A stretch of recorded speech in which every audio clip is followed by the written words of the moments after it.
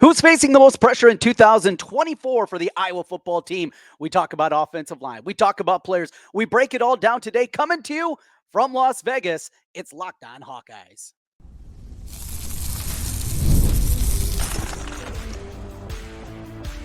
You are Locked On Hawkeyes, your daily podcast on the Iowa Hawkeyes. Part of the Locked On Podcast Network, your team every day. Hey, welcome in. I'm Trent Condon, and this is the Locked On Hawkeyes podcast. Thanks for making Locked On Hawkeyes your first listen every day. We're available wherever you find podcasts, and you can also find us on YouTube. While you're there, make sure you hit the subscribe button. It helps us get in front of more Hawkeye fans. Today's episode is brought to you by Gametime. Download the Gametime app, create an account, and use code LOCKEDONCollege for $20 off your first purchase. Terms apply. Well, coming to you from LV, Las Vegas, here for the next couple of days, here for Big 12 Football Media Day, and excited certainly to take a look at Iowa State, opponent number 2 on the schedule for the Hawkeyes this year. I'll get a deeper look at them, and we'll have a little content coming of that when we talk about some of the individual matchups coming up for Iowa football this season. But wanted to open up today with a question that has been certainly bouncing around in my mind, and it is, who's facing the most pressure in 2024 for this Iowa football team? Look, the expectations are high. And being here in Vegas, talking to many regional and national reporters in college football, and I think their expectations are high for this Iowa squad as well. When you bring Iowa up, there's so many people that believe that this can be a college football playoff team. Now, can they ascend to the top? Can they be a team that's able to compete with an Ohio State, Oregon, those top level teams in the Big Ten? Maybe not there. Even with improvements offensively, how much improvement can you make in a year? I'm not talking about that level, but getting in, there is a path. The schedule is a part of it, as we've talked about a bunch here leading into the season. Is the schedule is a huge component. It's really an important one. I was talking, one of the people that I was talking to the other night was Colin Wilson, who is a college football writer and podcaster with the Action Network, very heavily involved in the betting space. And he has a formula that basically a statistical model that spits out point spreads for every single game. He has rosters, what production comes back, and the like. And he has Iowa favored in 10 of their 12 games this season. The ones Ohio State and Iowa State, in fact, were the only ones that he doesn't have Iowa favored in. And that just shows you that there's a real possibility for this team to make that kind of run. But there's going to be pressure. And I think there's a lot of different areas. I want to start first with, for me, I believe the guy that has the most pressure, at least on the coaching staff, and that's George Barnett.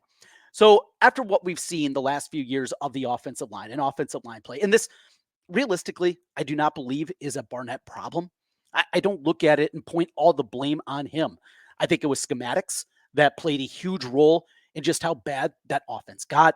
Poor quarterback play, lack of wide receivers. Look, there's a lot of reasons why this offense is created over the last 2.5 years the way that it has. And you can point a lot of fingers, but the pressure's on. And there were questions about George Barnett and his job and with the coaching staff changes that we saw. Brian Ferentz out, Kelton Copeland out. A lot of people believe that he should also be right in the mix with those guys, and he also should have been out. Not the case, as we know. That's not the way that it played out. But the pressure, certainly on him to deliver. The experience is there. And if Caden Proctor would have stuck around, it would have helped immensely. Look, we can talk about the baggage that comes along with Caden Proctor. We can talk about the flakiness that the young man has certainly exhibited during his time and his commitments and his back and forth and what happened here this spring. Well, we get all that. However, he's an incredible player. He's really good. I mean, he started as a true freshman at an Alabama team that played the college football playoff, and he improved so much as the year went on. He would have been a help, but he's not there. So, all right, you can call it an excuse, you can give it a reason, whatever your terminology that you want to use for it is. We know that this offensive line has to be better. If this offense is going to take a step forward, that has to improve. And they showed improvements a year ago, that offensive line, certainly in the run game. It was a whole lot better than what we had seen the last couple of seasons previous to that, as they were able to run the football better. They're able to hit some big plays, and they have that kind of capability with the running backs that they have that goes 4 or 5 deep, that you're really confident in those running backs and they're going to be able to make plays. And they moved away from inside zone, outside zone, that being the heavy emphasis and basically the only emphasis in the running game. You saw a lot more hat on hat blocking, straight up blocking, opening up holes, some counter plays, something that I've been begging for decades and finally got to see it a little bit more last season. Those are the kind of things that help the offense out. Now we're going to see a passing game and a passing scheme. I believe that is going to be much more conducive to going forward. Plus, all the starts that come back. It's something like 155 career starts for Iowa football back. You have guys with starting experience up and down that line, inside, outside. When you bring back that many players that have that kind of experience, that's going to be big. And then finally, another point about this and why I believe George Barnett has the most pressure on him this season, at least out of the coaching staff, is this. You have all those guys. You have all those starts. And if it doesn't work now, when is it? You go through a different scheme. You go through and you do things in a different way this season with Tim Lester taking over. And if you can't get an offensive line with this much returning starts, at least in an adequate level, I'm sorry. You got to move on. You have to go a different route. It's as simple as that. And that's the pressure that's facing George Barnett this year. But he's not alone. We're going to talk about some of the players facing some of that pressure coming up this season. Quarterback, oh yes, that is a big one. And maybe at the top of the list, Cade McNamara certainly going to feel the pressure. We got some other players, some other ideas, some other coaches. Plus, we're going to talk a little Iowa basketball coming up here today. Iowa hoops, as Chad Leistikow and many members of the media had an opportunity to watch practice the other day. And a lot of good content coming out of that. I think if you've been listening and you're every day, and we appreciate you for being that I'm high on this Iowa basketball team. I think higher than a lot of people. I think they really have a chance. And it sounded like for the people that had the opportunity to see them, they're kind of jumping aboard with it. We'll get into that. More pressure and some Hawkeye basketball talk as we continue from Las Vegas. This is the Locked On Hawkeyes Podcast.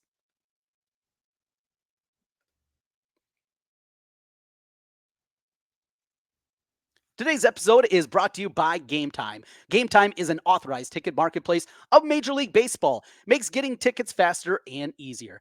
Prices on the Gametime app actually go down the closer it gets to first pitch. They have killer last-minute deals, all-in prices, views from your seat, and their lowest price guarantee. Gametime takes the guesswork out of buying MLB tickets. Opening it back up to Target Field this year. Lots of great deals going on. You're looking at that future schedule. No matter where you are, you're close to a Major League Baseball stadium. Maybe you live in a Major League Baseball city. You are covered with the Gametime app, and I love the all-in pricing, an ability to see exactly what your total is going to be up front. I think we've all fallen victim to this, right? You're getting the tickets, you're going through, you think you got a certain price, and then boom, fees. Not the case. Toggle the feature, all-in prices, know exactly what you're going to get, and no surprises at checkout. Plus, the lowest price guarantee. Gametime will credit you 110% of the difference. Take the guesswork out of buying Major League Baseball tickets with Gametime. Download the Gametime app, create an account, and use code LOCKEDONCollege for $20 off your first purchase. Terms apply. Again, create an account and redeem code LOCKEDONCollege, LOCKEDONCOLLEGE, Locked On College for $20 off. Download Gametime today. Last minute tickets, lowest price, guaranteed. Trent Condon back with you here again on the Locked On Hawkeyes podcast. As always, thanks for making Locked On Hawkeyes your first listen every day.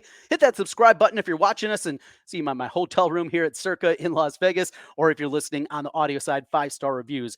Greatly helps us and gets us in front of more Hawkeye fans. We continue the conversation of Iowa football and who faces the most pressure this year. And would love to hear your comments. You can jump on the comment section on YouTube. You can also jump aboard on Twitter, on X. You can find me at Trent Condon, or you can find the show page at Locked On Iowa.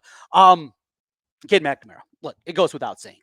After Cade McNamara, the fanfare that he had a year and a half ago when he made his commitment very quickly after deciding that he was leaving Michigan, and it all came together, at least in our eyes, very quickly the way it is. There were rumors, and as soon as there were rumors, it was a day later, it was happening. And the excitement there at the quarterback position, leadership, absolutely. You hear a ton about his leadership and the way that he carries himself. You got that component. You couple that with what we also see from him just as a football player. I mean, this is a guy that completed passes at an incredibly high level, led his team to the Big Ten championship, led his team to the college football playoff. So many positive things for Cade McNamara as a quarterback. He lost a job to a guy that was a first-round pick, J.J. McCarthy. I mean, you can't just look at it and say, well, this guy wasn't good enough for Michigan. That a guy that Michigan hasn't had very often taking over the reins for him, and there was a reason for it. But after losing his last year at Michigan because of an injury, then this season, what happened? Starting off the year with the injury, he had the quad injury that was incredibly debilitating. As we talked about at the time, that was something that it was still touch and go if he was going to be able to go, or at least go at the level that they needed from him, even in game number one. He did it.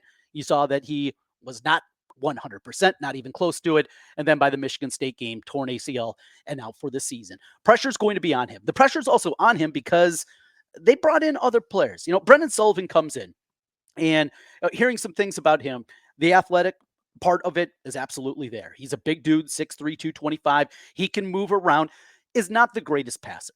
Look, that's not his strength. He is more of an athletic a quarterback, a guy that is a physical runner. That's what you get with him.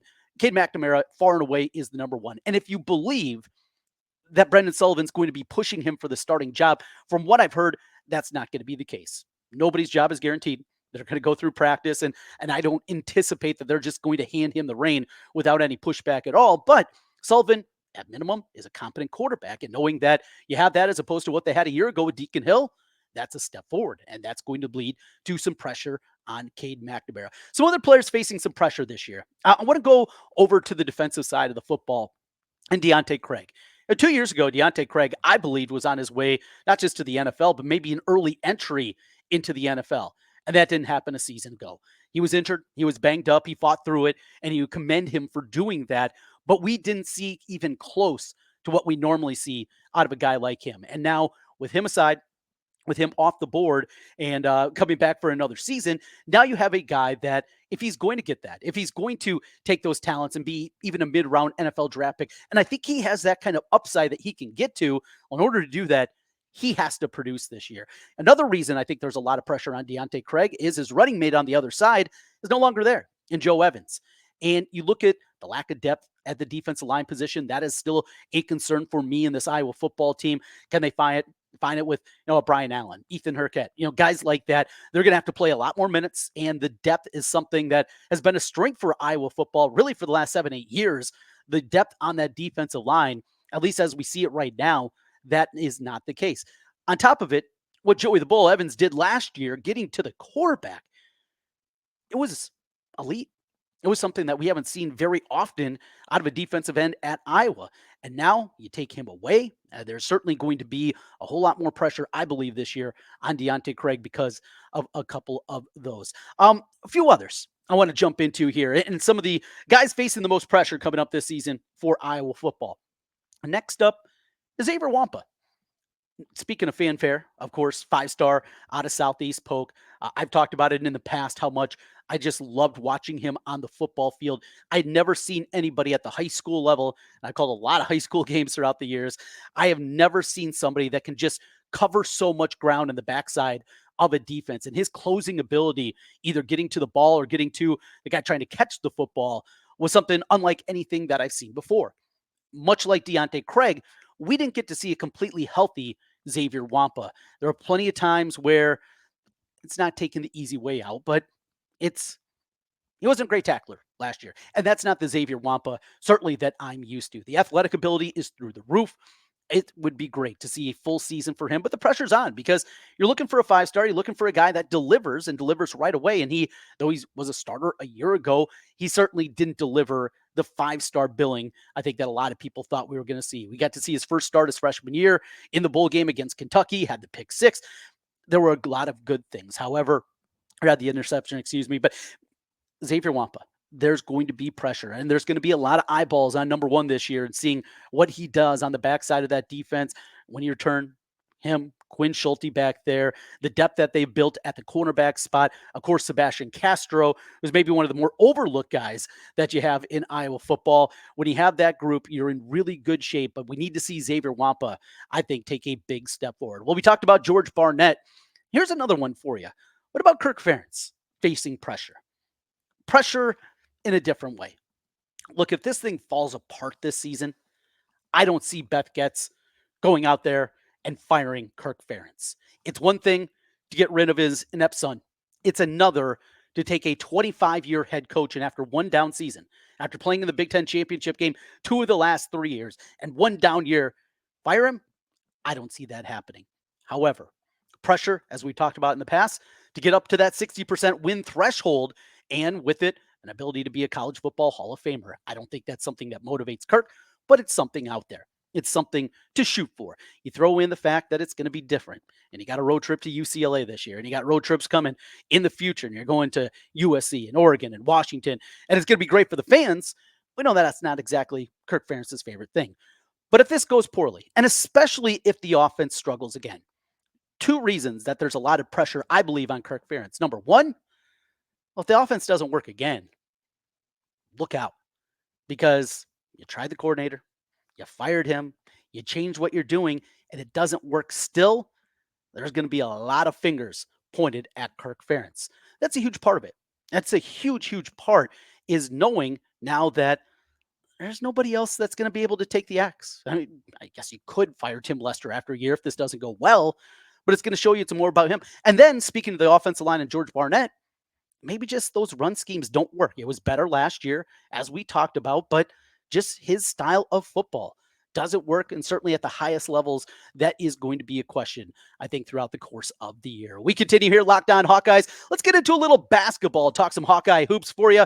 Open practice the other day for the Beat Media, and a lot of good content coming out of that. A lot of questions, and a team that I think has a chance to be pretty good coming up this season. We'll do that as we continue. This is Locked On Hawkeyes.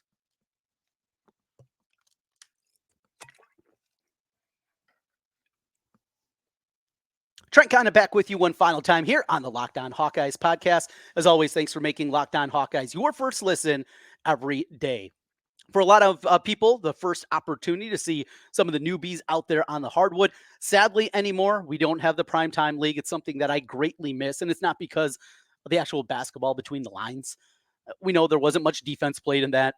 It was glorified pickup basketball, but it was something.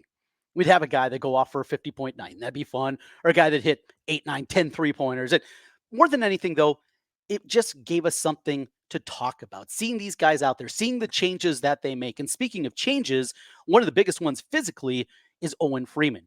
Owen Freeman, who a year ago got in foul trouble a lot. I think at times you got that freshman whistle and not a senior whistle. Didn't get the superstar whistle, that is for sure. I think there were some tough fouls against him, but it's something that he had to learn and realize as a big man in the Big Ten that it's going to be different.